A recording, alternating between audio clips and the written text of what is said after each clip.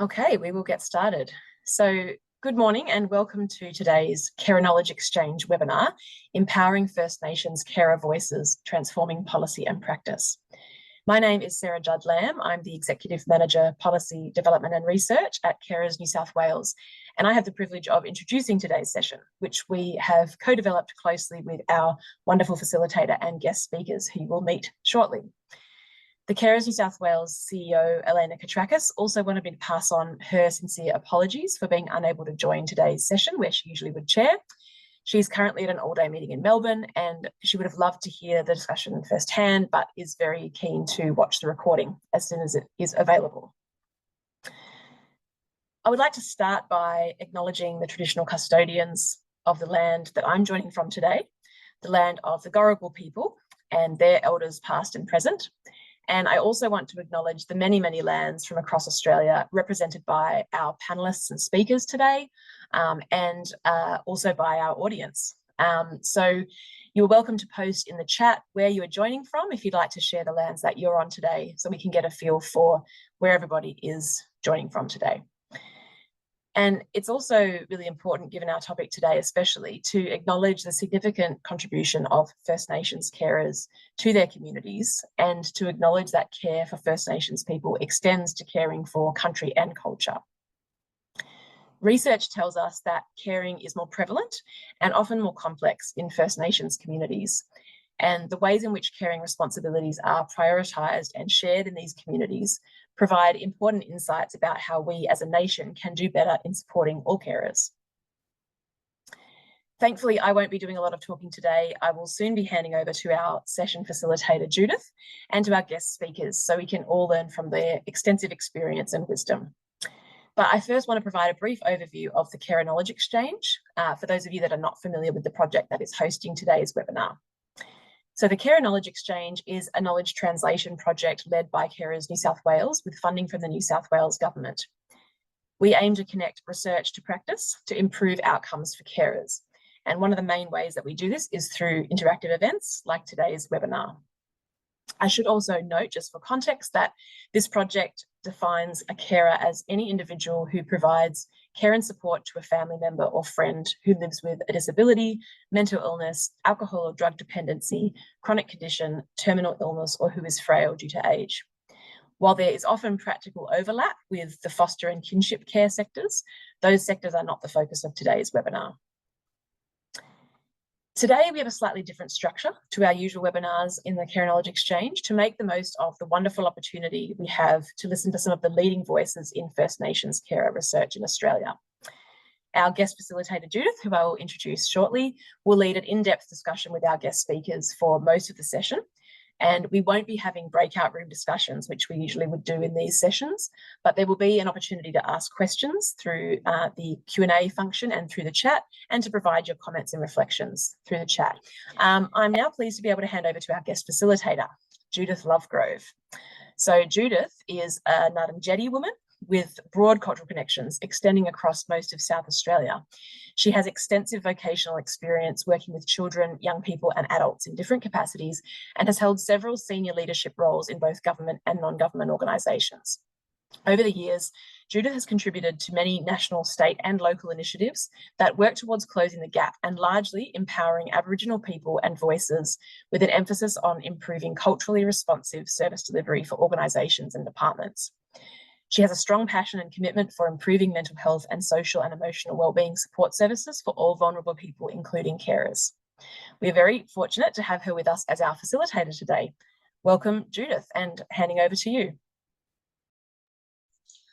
Well, good morning, and thank you so much for that lovely warm welcome, Sarah. It is a real honour to be able to facilitate today's session with a really important conversation about how we can empower the voices of our First Nations carers and transforming the sector to improve policy and practice. I'd also like to just acknowledge that we are all linking in from traditional lands, lands and sovereignty that has never been ceded and always was and always will be Aboriginal land.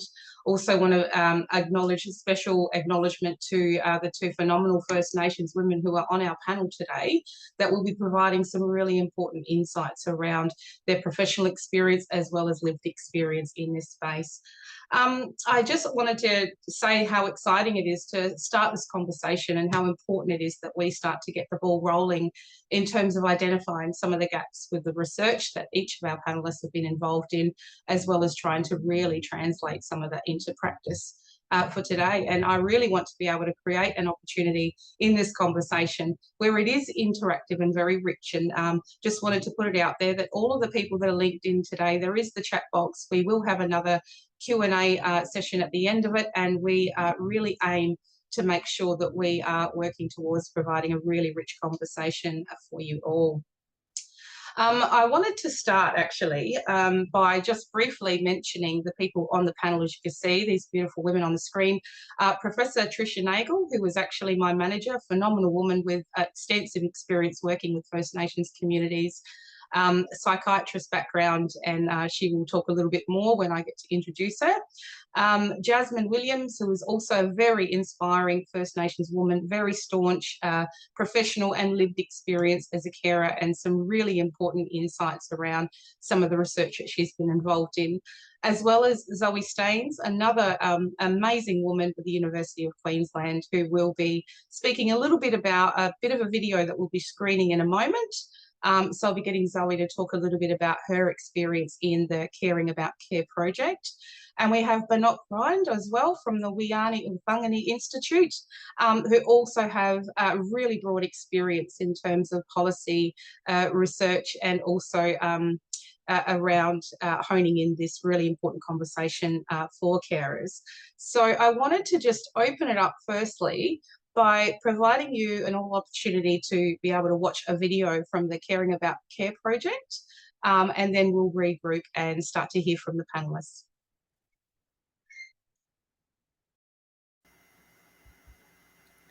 Baju Bujari, Nalawal, Namri Warangari Uranuruku, Nalawaji Nyanga Yago, Warami, Bujari Darabara, Tidrigura, Baju Bujari, Auntie Matilda and Auntie June. I acknowledge your leadership and wisdom which guide us all here today. Transformation begins with care, not only in Greater Sydney, but everywhere. In Greater Sydney, we are doing our best to hold everything together, despite the immense challenges we face. The dual burden of unpaid care work and paid employment is physically and emotionally exhausting. We are undervalued and unsupported by the systems that should be there to help us. What we need is culturally appropriate, trauma-informed services that meet the true needs of our communities. Programs like Tramby's work, including Yanarangami, are already making a significant impact by empowering Aboriginal and Torres Strait Islander women through leadership and education opportunities. Policy reforms must focus on supporting and empowering women in leadership rather than undermining their efforts. By fostering trust and respect, these policies will enable leaders to implement changes that benefit the whole community. Intergenerational knowledge that maintains the balance between our Eora people and Nura country could guide governance and policy decisions to address the pressing issues like poverty, family violence, and mental health crises. Caring for others often means we put our own needs last. To transform systems, we must prioritise the well-being of First Nations women. Initiatives like Yanalangami and Sisters in Spirit create vital spaces for women to connect and heal. Reducing administrative burdens on First Nations-led organisations enables them to be actively involved and focus on the actual services that they're trying to deliver. Sustainable and long-term funding is also essential to ensure that they can provide consistent, culturally grounded care. We must also acknowledge the negative behaviours that too often arise that only serve to divide us. We truly grow through respect, sharing, and cultural exchange. We strengthen our community when we stand strong together. Transformation is through care and how we work together collectively to change the systems. By uplifting each other, we can achieve the change we all seek. No budgigo towards lateral love. Didjurigura, thank you. Yano. And what an amazing video there to kick us off in a really important topic. Nubajigal, that is a really special word to me, ending that message on the note of lateral love. I'm very well known in all the communities and the work that I've done promoting lateral love and honouring, rest in peace, Uncle Brian Butler, who talks about lateral violence in communities and healing processes with lateral love. And that's something that I do live my life by. Some really important messages. I do encourage everybody that is linked in to provide comments, reflections of that video. I think it speaks real strong volumes to, some of the transformation that we need to do in the sector and across the systems that we know are still having huge gaps in terms of care. I can speak from my own personal experience with being a carer for my elderly father-in-law and the challenges that faces, that I face as a carer myself, and managing all the multiple responsibilities on top of that. So what a phenomenal video and a great way to start. I'd like to now take this opportunity to introduce the wonderful panel and start a conversation about how they've actually transformed their work in their spaces and hearing from their expert experience around how we can make sure we can make some change. I'll start with Tricia. As I said, Tricia is my manager, a phenomenal woman based in NT, extensive experience. Tricia, can you just jump on and introduce yourself in a few seconds, or let us know who you are? Yes, I'm happy to do that and very happy to be here. Really honoured to be a part of this panel and to share where I'm from very briefly. Darwin, more than 40 years ago, I came as a young doctor, and I've been a psychiatrist and more recently psychiatry and research. And the most useful and wonderful part of my change in my direction of my career was when I worked with Aboriginal mental health workers, and we decided that we needed to work together to bridge the gap in understanding of mental health and social and emotional well-being, with a particular focus on culturally sensitive care planning and aiming to get better outcomes. So we've been training and testing and developing new tools ever since, working with knowledge holders and elders and workers and a range of people who are both caring for and being the clients in a wellbeing journey. Wonderful. Thank you, Tricia. And I will move over to Jasmine Williams, a very strong and inspiring woman. Had the privilege of having a one-on-one with her to have a chat about her experience. Now, absolutely in awe of this woman. And lots to share in this space. So Jasmine, can you just sum up, I guess, where you're working, what you're doing, and some of your experience that you bring to this conversation? Mandangal, thank you, Judith, for those lovely, beautifully kind words.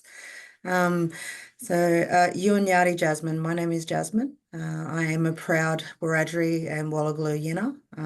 Songlines are from Cowra. My mob come from Brungle and Orange.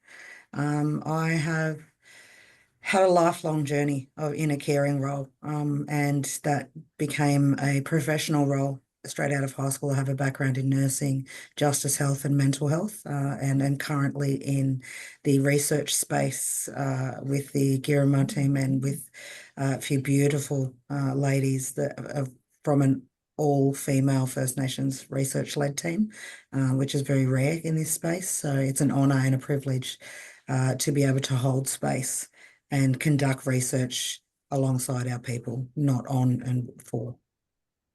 Absolutely. Wonderful. Well, look forward to drawing on your knowledge and, some of the set questions that we do have we'll be exploring. So thanks, Jasmine.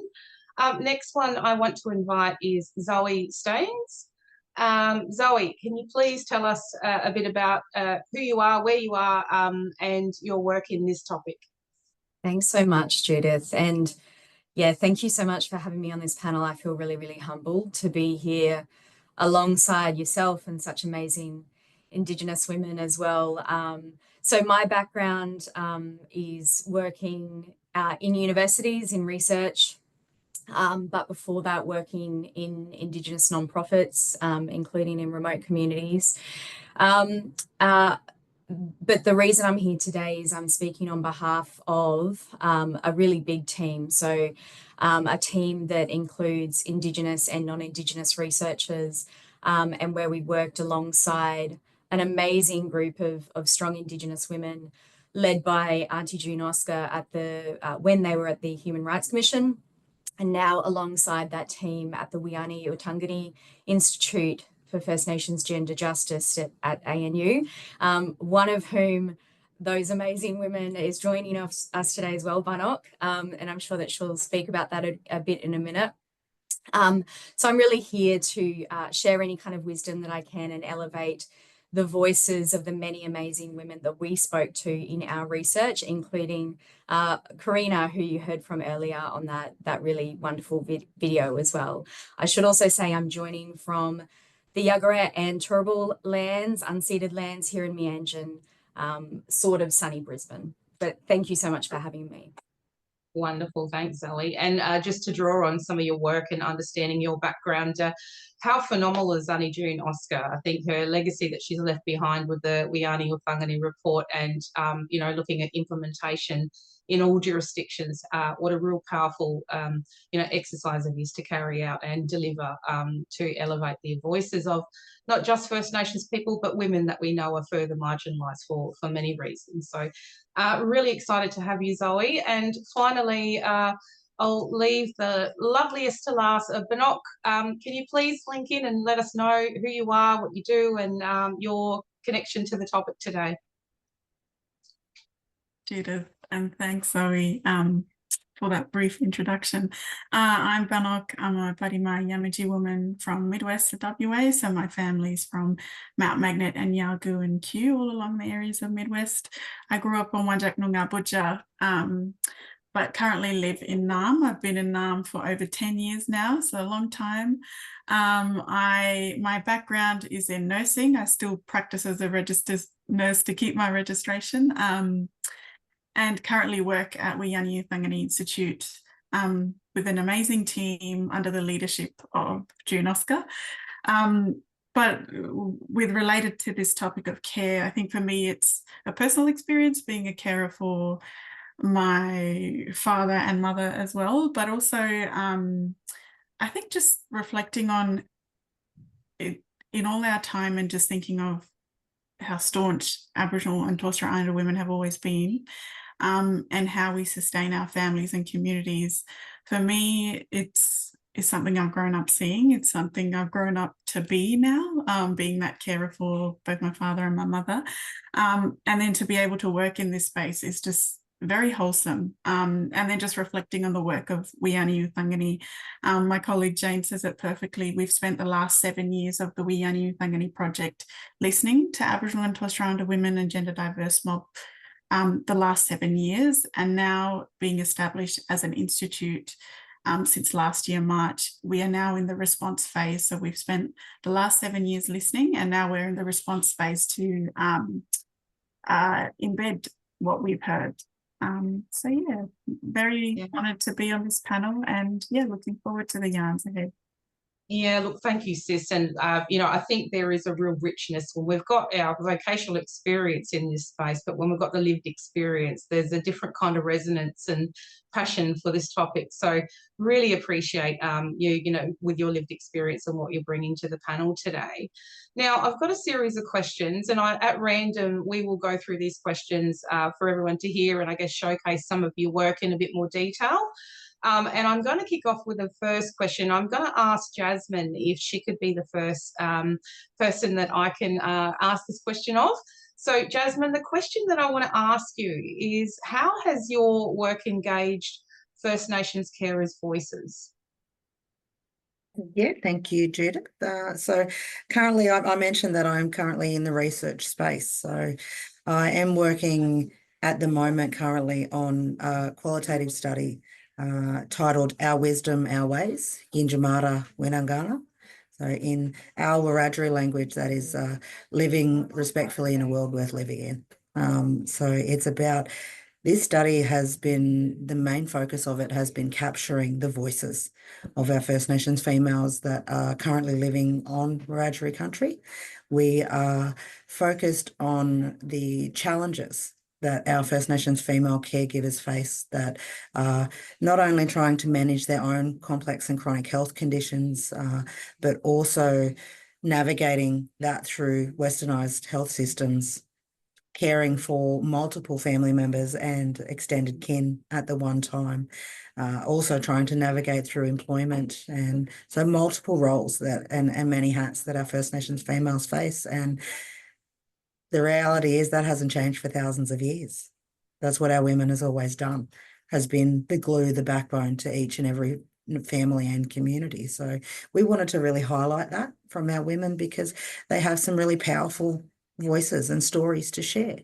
And the way that we did that was through something that we've done for thousands of years, and in Western academic terminology, it's their methodology.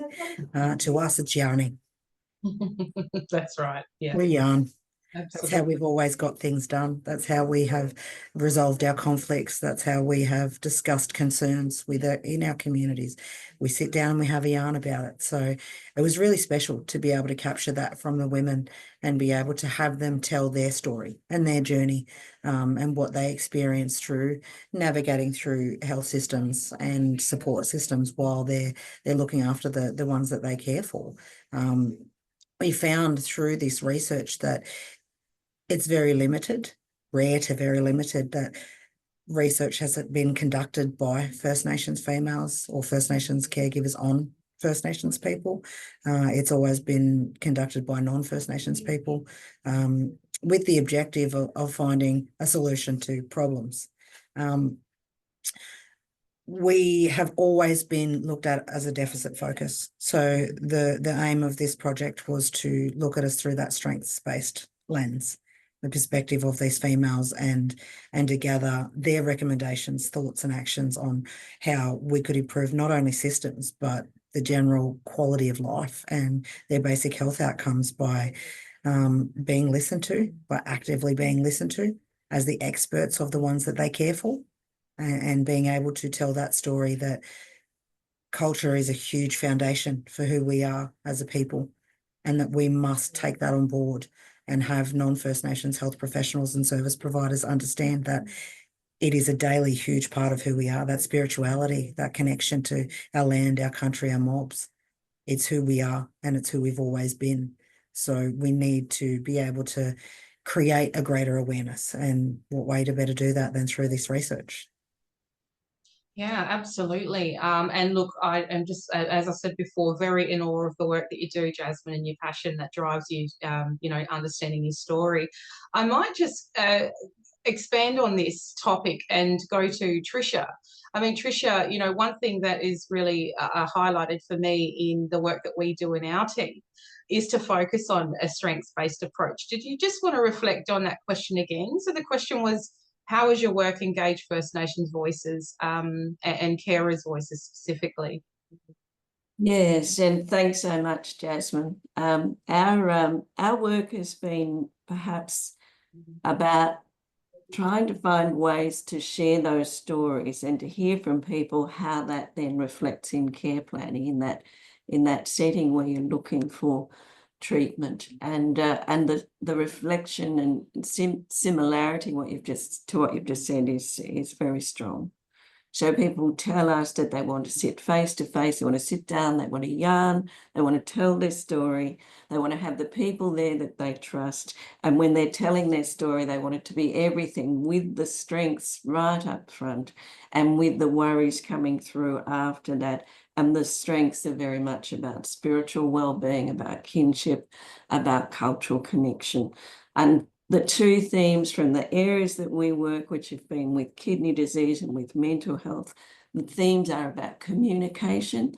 Those strategies, including pictures rather than lots of text, including that sense of the people, as I said, and the people that you trust.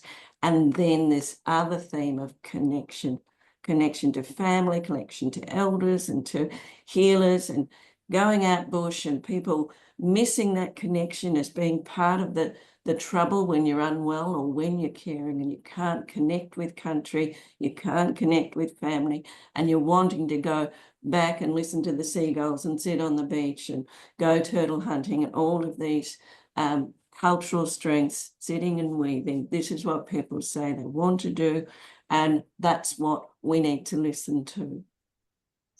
Yeah, absolutely. And look, Tricia, I think all of your work and your legacy that you're leaving behind around particularly the Stay Strong approach, we know it's all been First Nations led and co-designed all the way, and is further being, expanded on, improved and localised for different communities. So understanding, I guess, a real strength in identifying a strengths-based approach, and also seeing culture as being central to making sure that we are engaging First Nations carer voices in this space that's centred around those themes.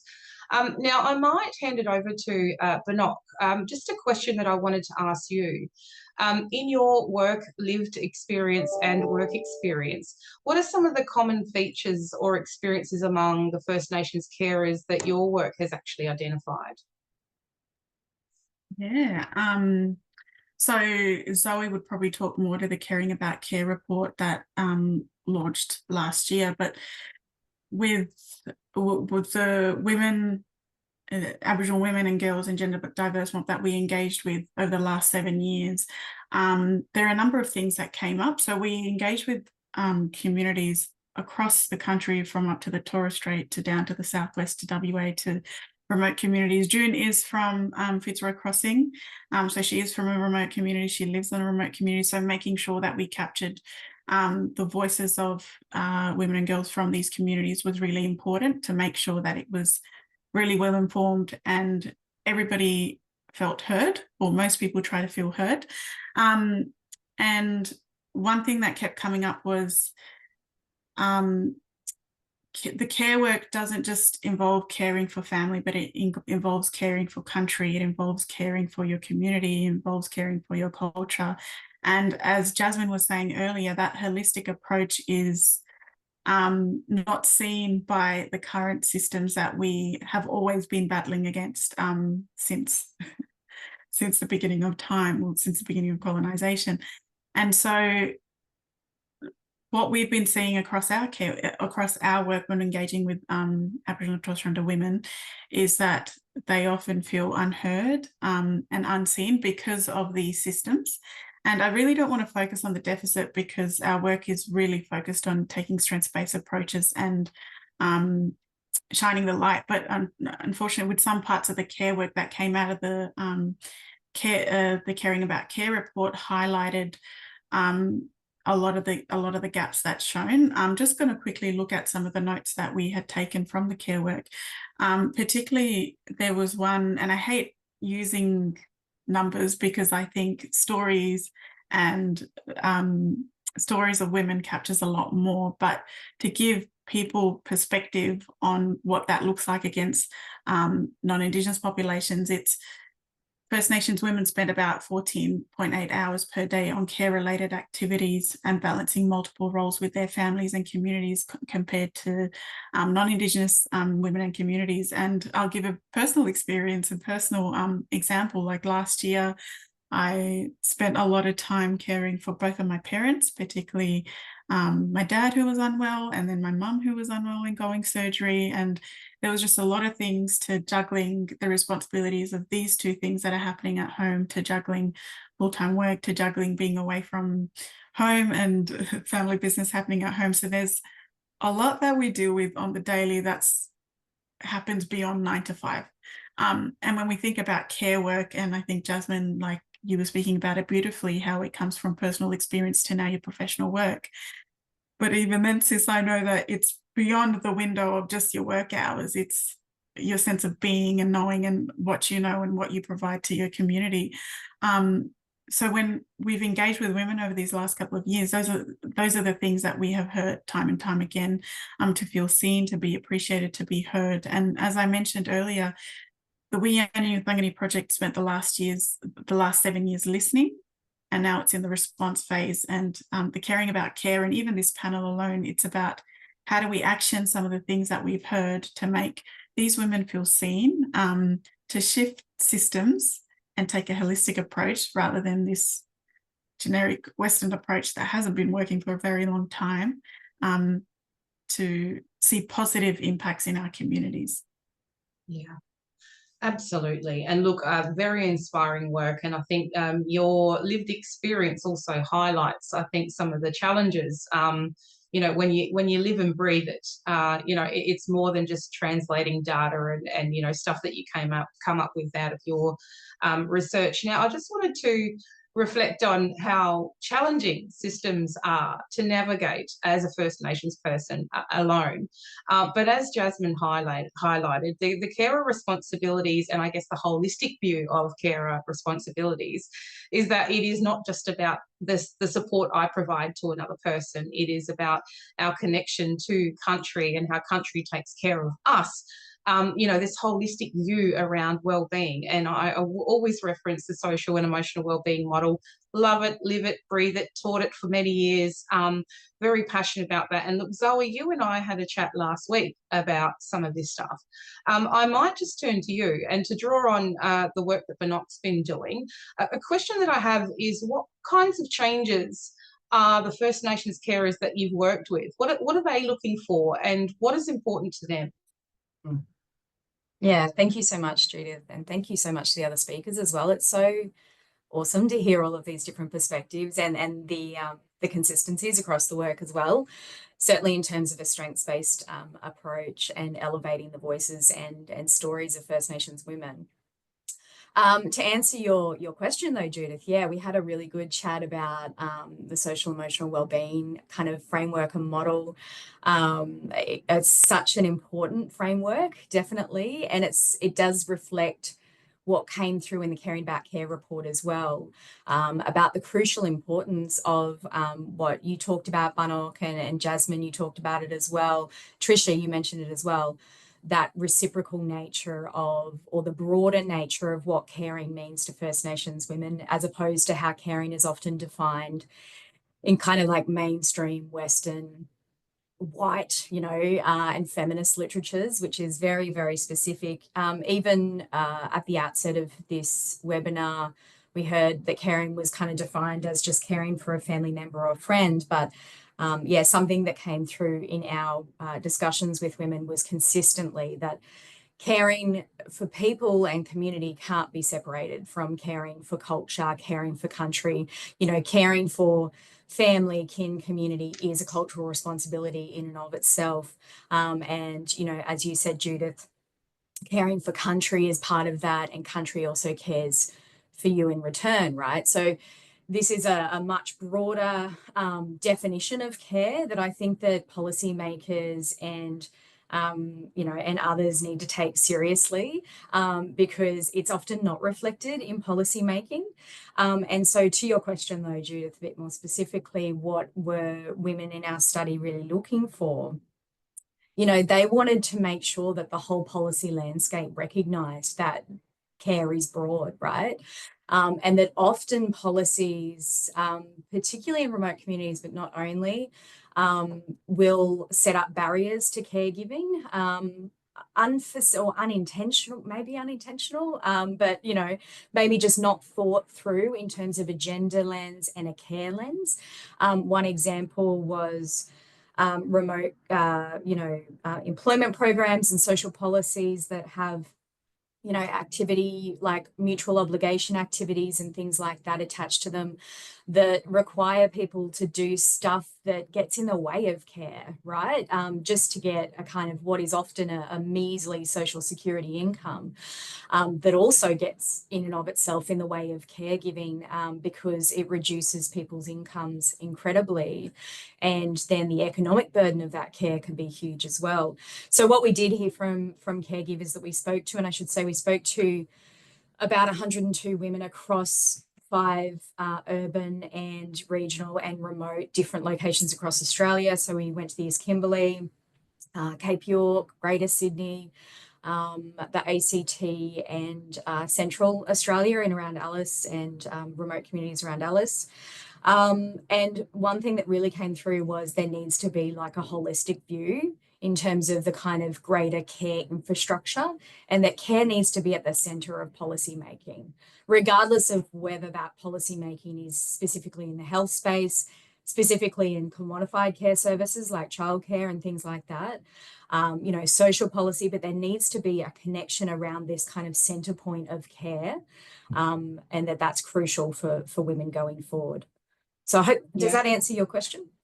Yeah, no, it absolutely does. I think we're getting a real strong theme here of you know, hearing the voices of the people that you've been working closely with.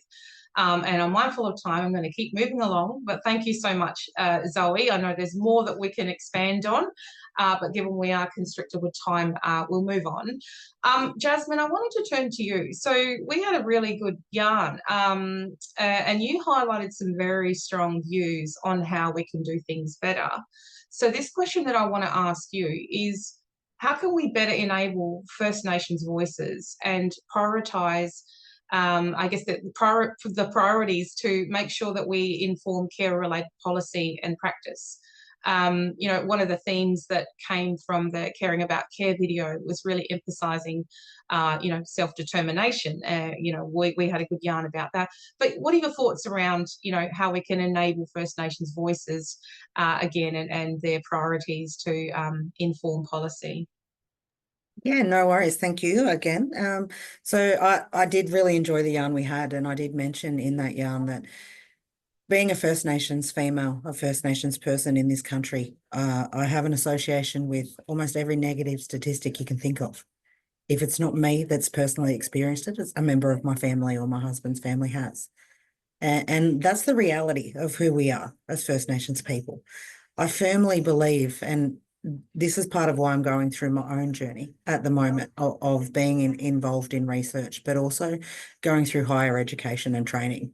I firmly believe that for things to have a positive impact for our people, we need to have our own people in positions of power that can amend, update, transform, and change policies that do benefit our people, because we know what it feels like to live in the life of a First Nations person. We know what it feels like to have to navigate and through discriminatory policies, you know, historical mistrust of government agencies. We live that. So in order to have that information and that greater understanding passed on to non-First Nations health professionals and providers, we have to also be able to come to the table and sit at that table and have that conversation, so that we have the evidence base that we need, that yes, I have the lived experience, but I also have the qualifications and the education that expects you to sit and listen respectfully to what I have to say. I firmly believe that being able to provide better pathways for First Nations health professionals and academics to be able to be involved in research and policy reform and change is one of the only ways that we can have a better impact and improve health outcomes for our people. And that's part of the journey that we're all on. I firmly believe that we continue to learn until the day that we take our last breath. And I want to be able to be a part of that journey, because at the end of the day, it's not about individual recognition, that spotlight being on you for what you're doing. It's about the legacy that you leave behind for the next generation, for future generations. I myself have a personal experience of caring for others through post-suicide support, of losing family members to suicide, to having children that have special needs, ASD, ODD, ADHD. You know, we've even written poetry about I'm more than an acronym, because it's about putting really honest and powerful wording so that people have an understanding that we need to get to an even balanced place so that we can even begin to close gaps. And it's basically as simple as it gets. Yeah, absolutely.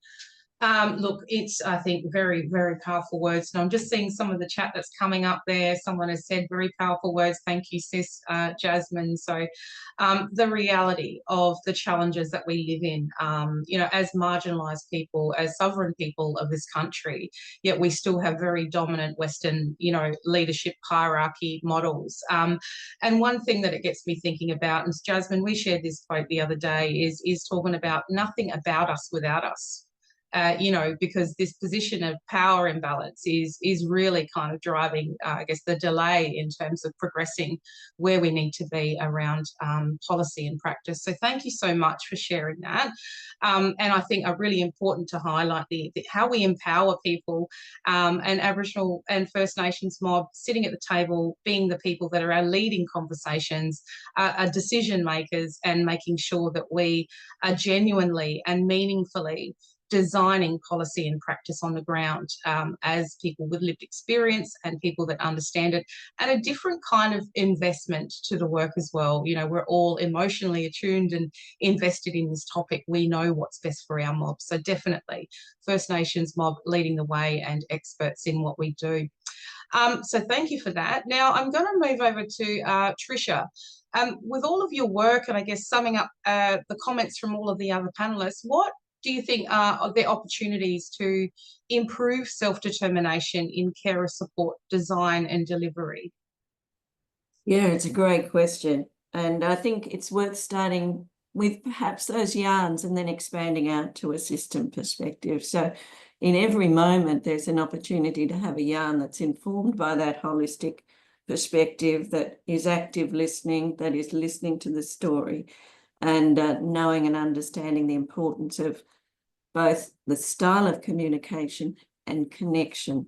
And that we mentioned, you know, connection to kinship, connection to country, to language, to culture, in all of the ways in which it's important.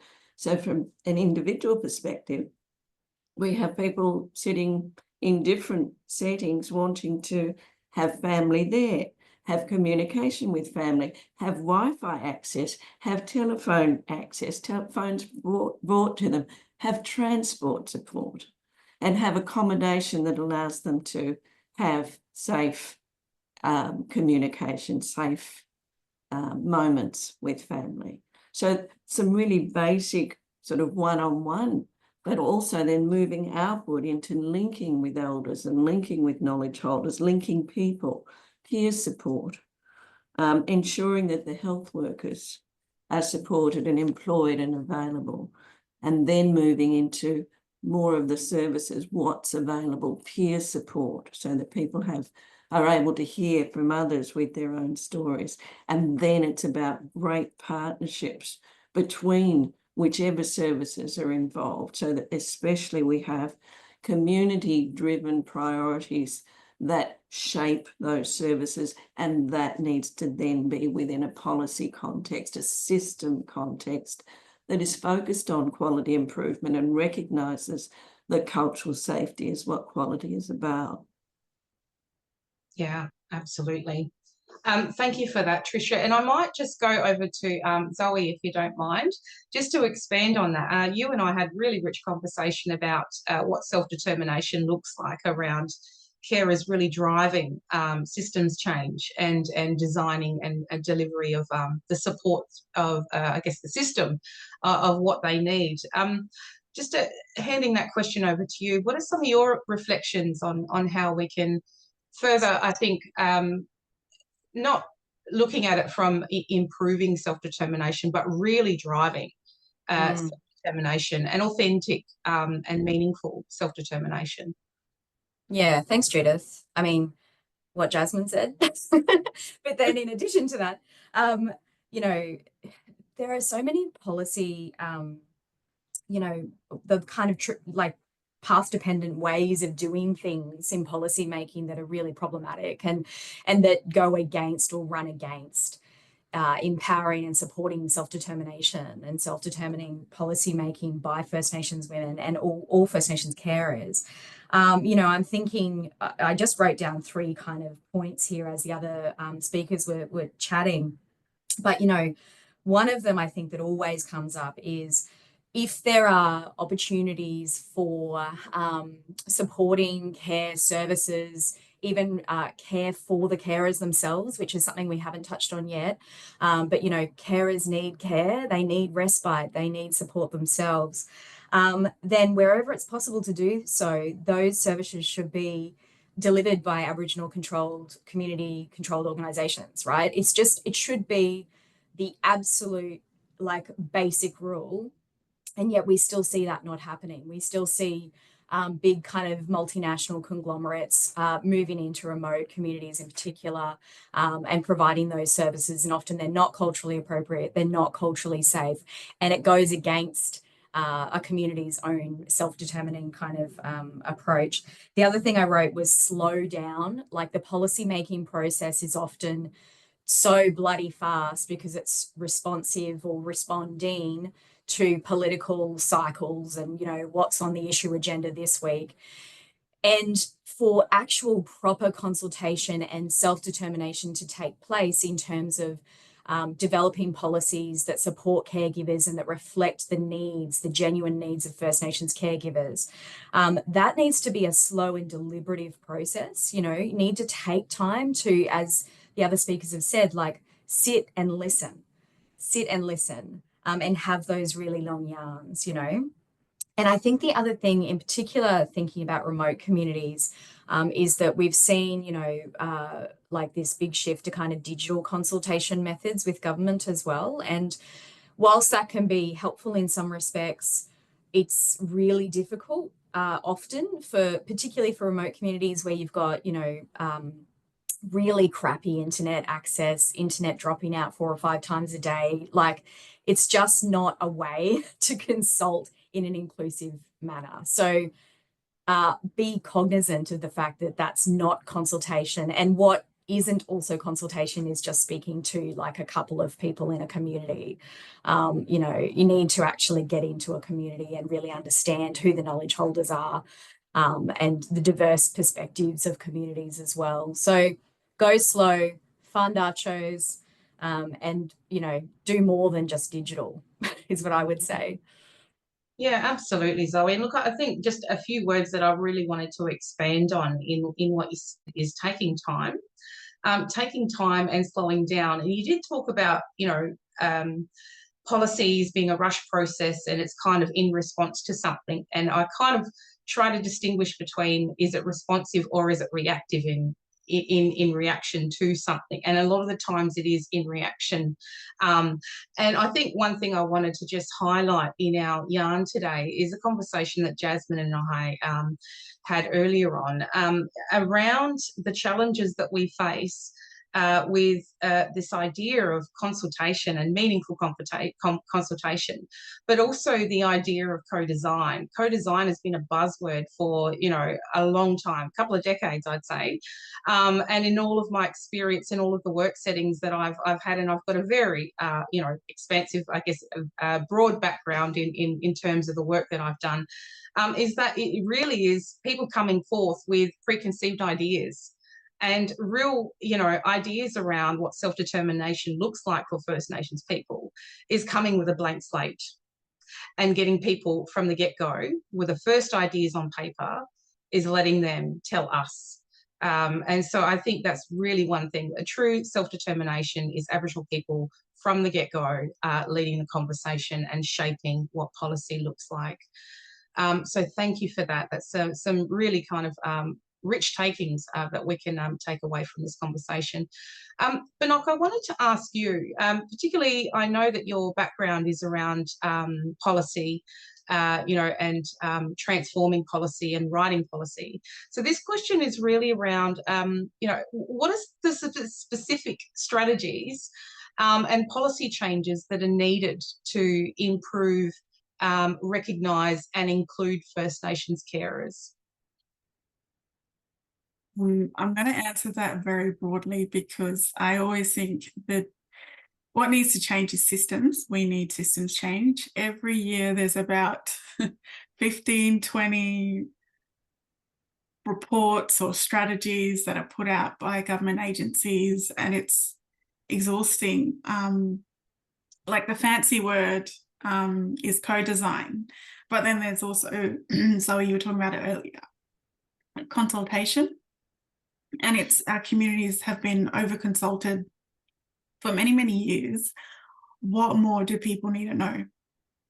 Because if you're publishing these reports, strategies every year, it's the same thing over and over again. Just wanted to, I guess, touch on that very point around consultation. We have been some of the most researched people in the world. A lot of our reports and inquiries, and there's lots of recommendations from inquiries over many years, and we know a lot of that hasn't been implemented. And so there's a massive gap in terms of, I guess, finding information and translating that into practice. And I think it's a constant battle. But in the meantime, with the consultation stuff, I think, Benock, what you're getting to as well is how much more do we consult with community and take, because the other thing that I'm really mindful of is when we're consulting with community, how much of your bucket of funding in terms of shaping policy or programs is considering intellectual, cultural, Indigenous cultural, intellectual property, because it's something that we don't talk about as much. But look, I'll hand it back over to you just to finish off on that question about policy design and what changes need to happen. Yeah, changes with the system, but I think the issue is there's trying to figure out the best way to say this, but when it comes to thinking of sovereignty and data, particularly the Indigenous data, there's a sensitive conversation around amongst government agencies and government bodies that they're almost threatened by what that means for them, not for us. So it's not just shifting their thinking, because everybody's got their own ability and power to make the decision to shift the way that they think. But there's that notion of, oh, what does this mean for us? Is it going to be a threat to our agency and our work and our data? But not really thinking about what it's going to do for the communities. And so if like you said, Judith, like there's been all these inquiries, all these reports, all these recommendations for over 30 years now, and not much has been done, but it's the same issues that keep coming up, and they invest all this funding and money into things that have already been done. But if they take a moment to listen, shift the way that they think, and actually think, okay, maybe the issue is with our policies and systems, then maybe then we will see something that's actually changing, because it's time and time again, everything has been so deficit, from closing the gap and its targets, so deficit compared to, and what are they measuring against? Or like I said, all these reports and recommendations. Like I remember a couple of years ago, we were reflecting on the last 30 years of the recommendations from the deaths in custody. And like back then it was like, I think 472, this was like a couple of years ago, 472 people that have passed, to now it's like over 600, and it's like growing every single day. And yeah, the issue is, do people want to make the decision to listen and not feel threatened by the communities, but actually listen and give that care to the changes that they want to see? Yeah, absolutely. Look, I think there's some really important notes that I just wanted to reflect on there, Benock, as well. I mean, when we talk about when, people are given the opportunity to have access to data, and I'm talking about our mob, data sovereignty, what that looks like. And expanding on what you said, Zoe, around the importance of engaging Aboriginal community control organisations. Now, we know, I mean, my experience in Closing the Gap, I was leading the implementation plan for a period of time for South Australia, so I'm very well versed in terms of priority reforms, but particularly the first one. Priority Reform 1 is about shared decision-making and partnership. And, I think we are still a long way down the track from getting it right, because we've got all of this background in research, reports, investigations, inquiries, and we know evidence is there, but it hasn't been acted upon. And it is about shifting that power and balance. However, we know living in a very dominant system, it is a real challenge. But I think in terms of people who are linked in today, think about this conversation and enabling First Nations voices. The start is getting people at the front of the wheel, taking the wheel, having a conversation and leading from the get-go around what policies and programs look like in terms of closing gaps. I think one of the big things we can emphasise is really investing in trying to reach the targets for the socioeconomic targets in the Closing the Gap, and particularly priority reform too, around how governments can invest in Aboriginal community control organisations, because we know our mob leading the way, having the data to be able to make local decision-making processes for communities is a really important message that we can all think about from there. Now, we are almost out of time for questions, but Zoe, I might ask you this one here. How do you think we can better share and promote the findings of the First Nations carer research that you've been involved in and what others have spoken about? Yeah, thank you.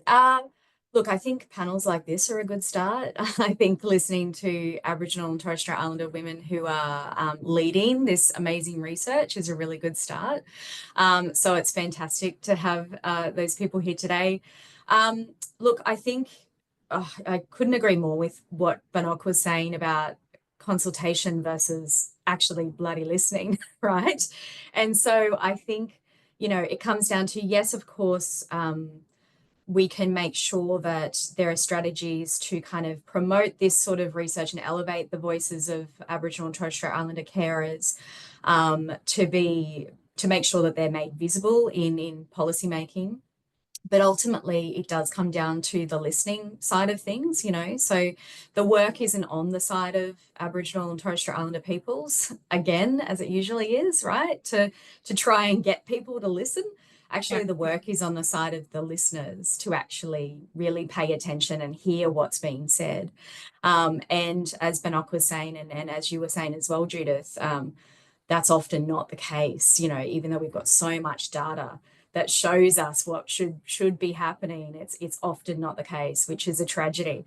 I think the other thing I would say as well is, and very, very briefly, on the art shows point, you know, art shows also, it was something that came through, and I would be remiss if I didn't mention it, is that Aboriginal and Torres Strait Islander community controlled orgs are also much safer places for the women that we spoke to work, right? So there's a lot of, you know, cultural load, of course, like that in, you know, in other workplaces, but actually part of working in those workplaces, in those art shows as well, is feeling more cared for. You know, and so that's a really important aspect of making sure that we're prioritizing funding towards art shows as well. But I'm going to shut up because I'm going on for too long. But thanks, Judith. No, that's all right. And look, I think this is a really important point to end on, is how do we increase better access for care needs for mob in rural and remote communities? How do we engage them? How do we provide supports around them?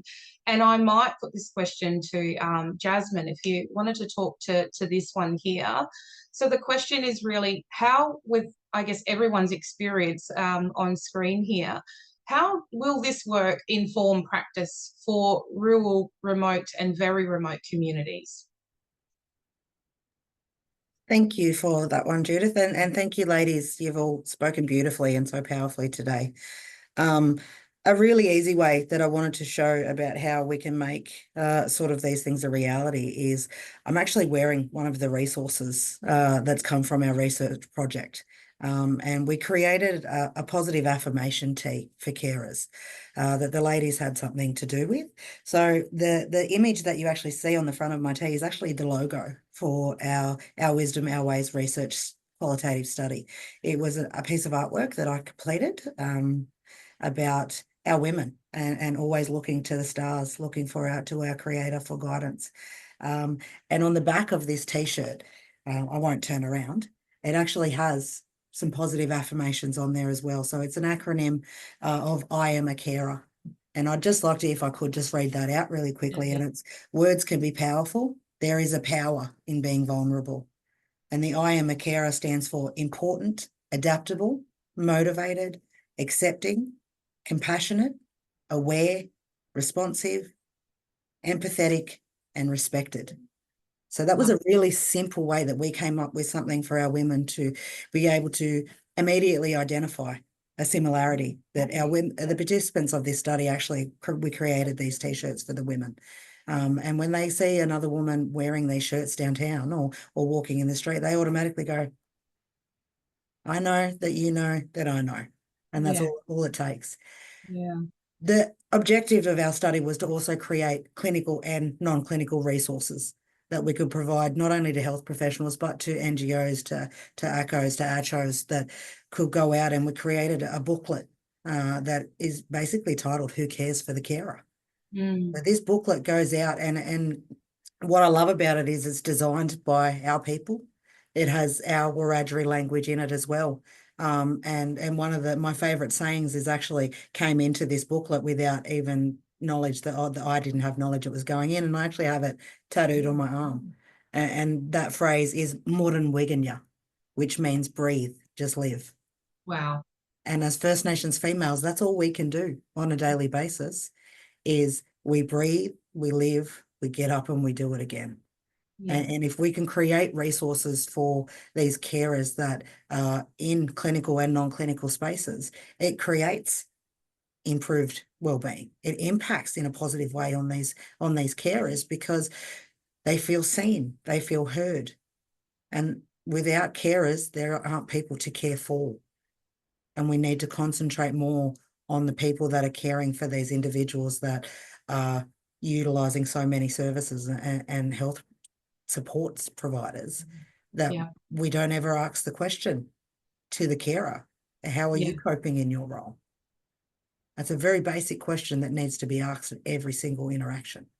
Yeah, absolutely. Look, I could go on all day, so you'll have to shut me up. So. Yeah, no, look, I just wanted to highlight that someone actually wants to purchase the T-shirt. So I think someone might want to reach out to you soon to find out. But such inspiring work and real authentic design and engagement with carers. I love the acronym. You know, it fits beautifully. And I think just to expand on, you know, I guess trying to increase what things look like for regional, rural and remote and very remote communities. Zoe, I might just give you a minute or so just to reflect on the conversation that we had about trying to make things more accessible, how we consult with community and making sure that you know, I guess reflecting on my own experience and knowledge in this space for First Nations people, the more remote we are, the more worse health outcomes we have, the less access to resources. And, you know, fly in, fly outs are usually the way to go to get support. But what ideas do you have around if we could transform policy and practice and emphasise where the most vulnerable are supported in really remote communities? What are some of the ideas that you have for our listeners today? Thanks, Judith. And Jasmine, those T-shirts are so cool. That's really beautiful. That's a lovely way of creating that network of support and that sort of I see you, you know. In terms of remote communities, I mean, it's a big question. I think that though the answer is again probably simple, right? I mean, it's actually empowering remote communities to assert what their own needs are. We're not empowering them, actually just recognizing their sovereignty to do so, right? But in terms of what that looks like practically for the women that we spoke to, you know, like you said, Judith, health and wellbeing services are just so inaccessible in remote communities in particular, but even in, you know, in urban landscapes as well. A lot of the women that we spoke to were saying, yeah, okay, well, there are plenty of health and other services here, but they're not culturally safe, you know. So it's like also mapping, you know, the availability of services in terms of cultural safety, which circles back to our question of ACHOs as well, right?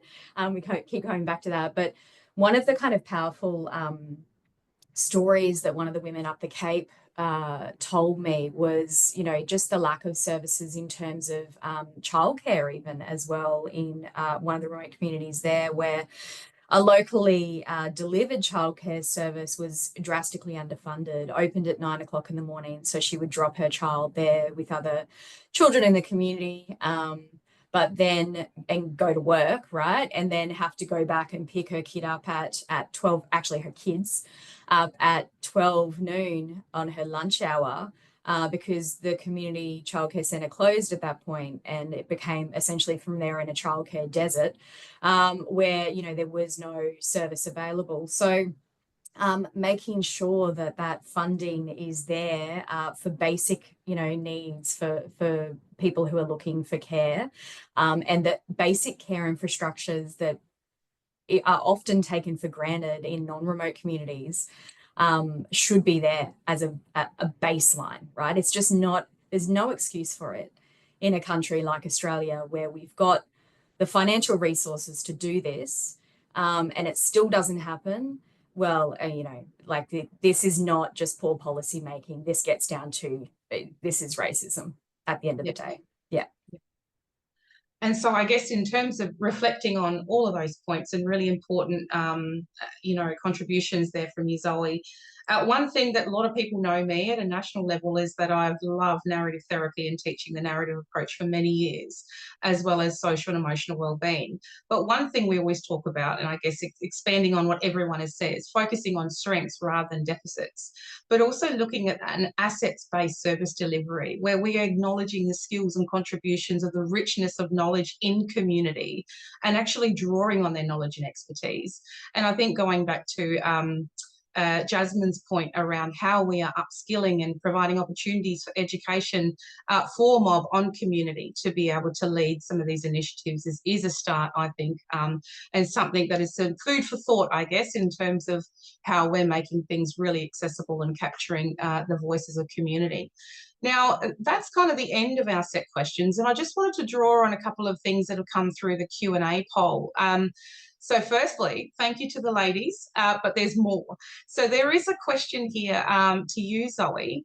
It says that you mentioned mutual obligation being a barrier to caring responsibility. Would you please be able to expand on it? And does it also create other barriers for First Nations carers or exclude them to access supports? So my apology if this question is not articulated well. Oh, no, that was very well articulated to whoever articulated that question. And thank you for the question. So I'm really kind of referring to, I mean, I'm sure that many people on the webinar would be aware of kind of requirements in Social Security to, you know, in order to get access to things like unemployment benefits, so job seeker payments, even carers payments. Until just recently, we've seen that it's not activity tested now, which is a nice change, but a lot of payments are activity tested.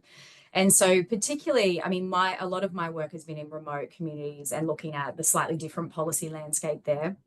But in a lot of cases, what this means is that people's time is taken up, like having to do things like apply for jobs that aren't there or aren't going to be appropriate. A lot of people's time is taken up having to go physically to employment service providers when there might not be any bloody jobs in the community, right? Like available. So there's structural unemployment, and making people churn through these sorts of activities just to say in policy that they're busy is actually getting in the way and taking away time and energy from people's ability to provide care, to receive care, to access the services that are available. And so, I mean, I've long strongly advocated for a removal altogether of those sorts of activity obligations and or the pursuit of alternatives. One of the lead author on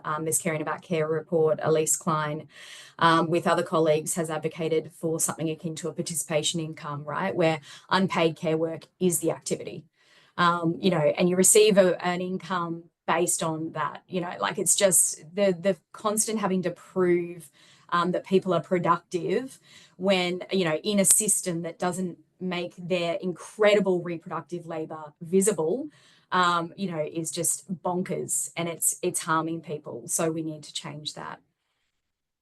Yeah, absolutely. Thanks for answering that one, Zoe. And thank you for the question. That was Joe from the Mosaic Multicultural, I can't see what the rest is there.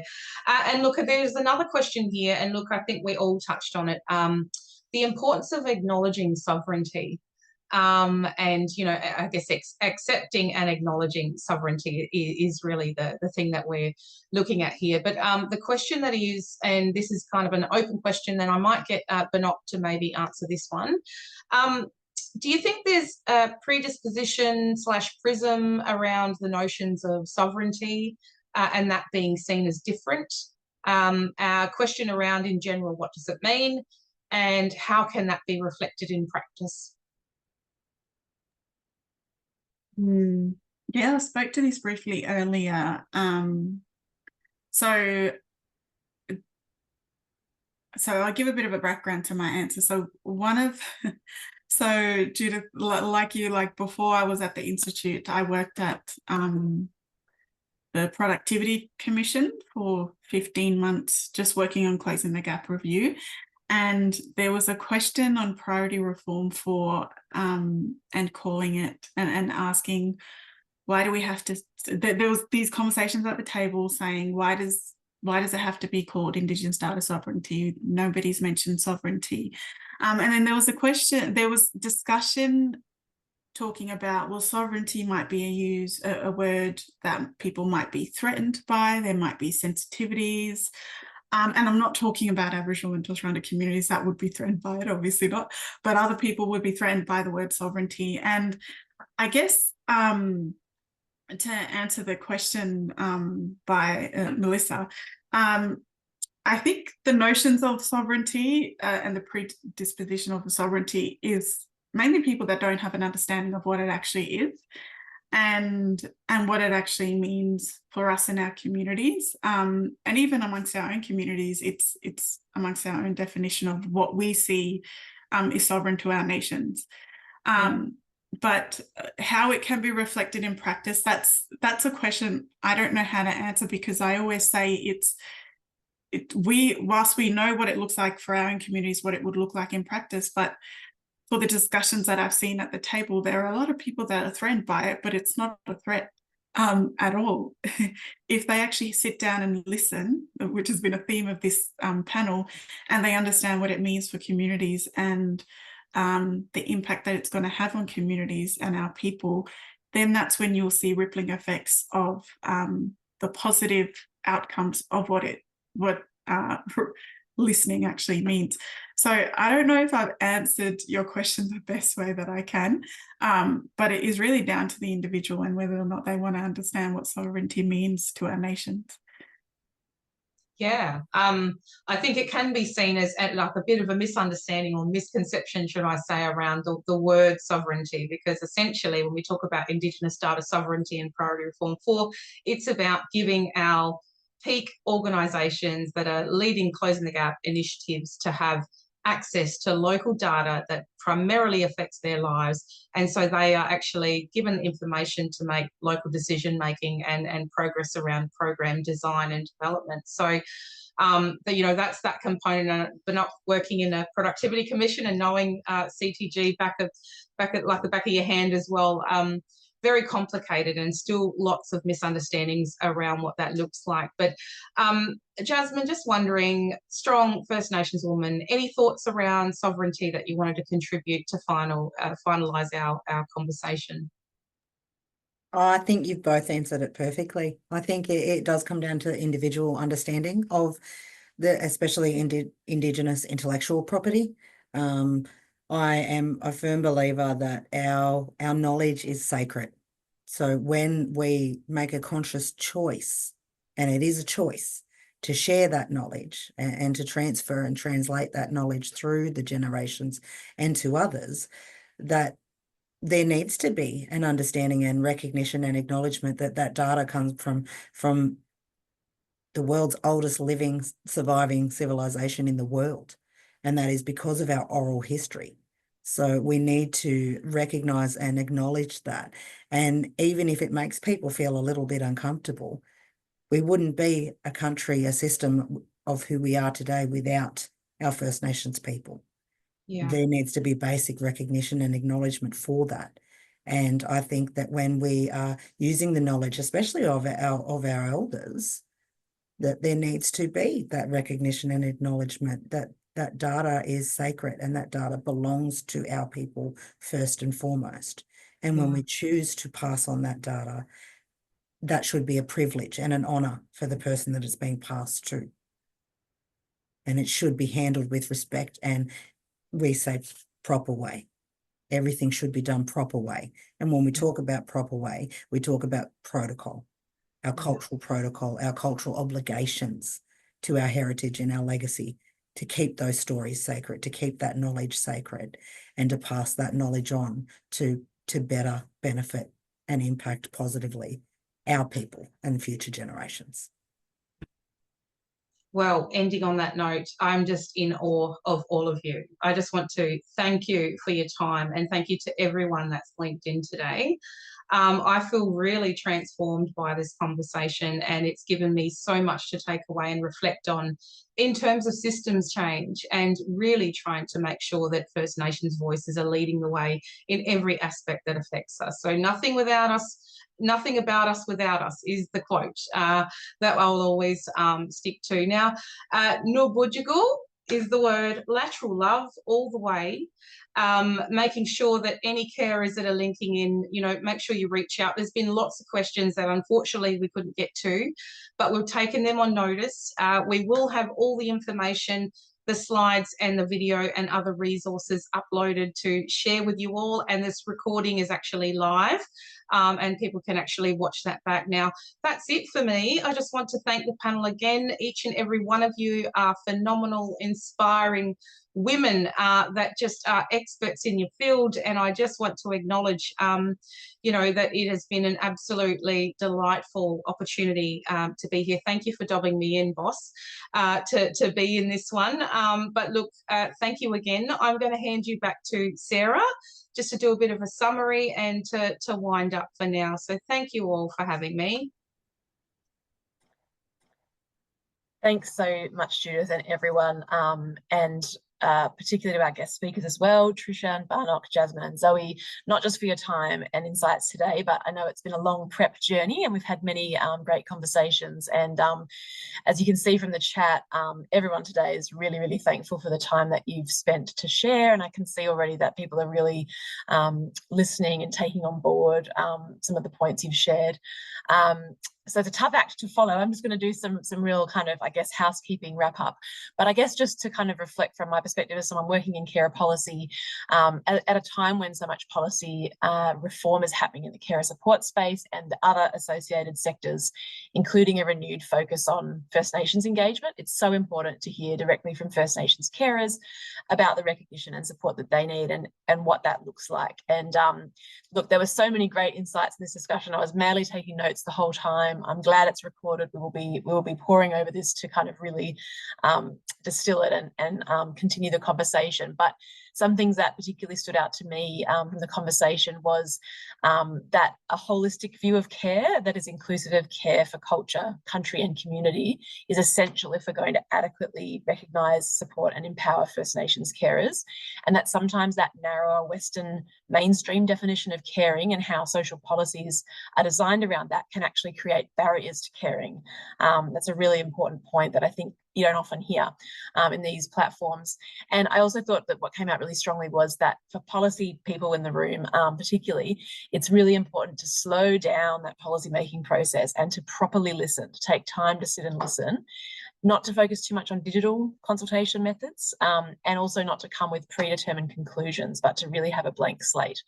And I thought it was really a great reflection as well, which spoke to something I said right at the beginning, which was that First Nations communities have been discussing and resolving problems like this for thousands of years. And I think really kind of following that example and actually tapping into that wisdom is so important in this space. Then also striking the balance between genuine listening and over consultation. And I think there was some really interesting discussion around the nuances of that. And I really liked the point that the work should be on the side of the listeners to pay attention, not on those sharing their experiences.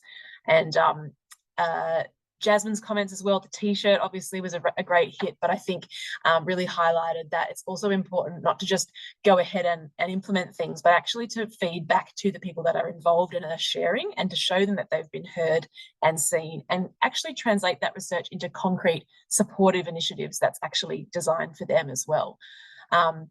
And so before we look, I could say so many more things, but I just think it's all been said, and just some wonderful insights from our contributors today. I thought Jasmine made some really great comments towards the end around knowledge being sacred, and when the choice is made to share that knowledge, whether it's data, wisdom, it really needs to be properly recognised and acknowledged and respected, even if it makes us feel uncomfortable.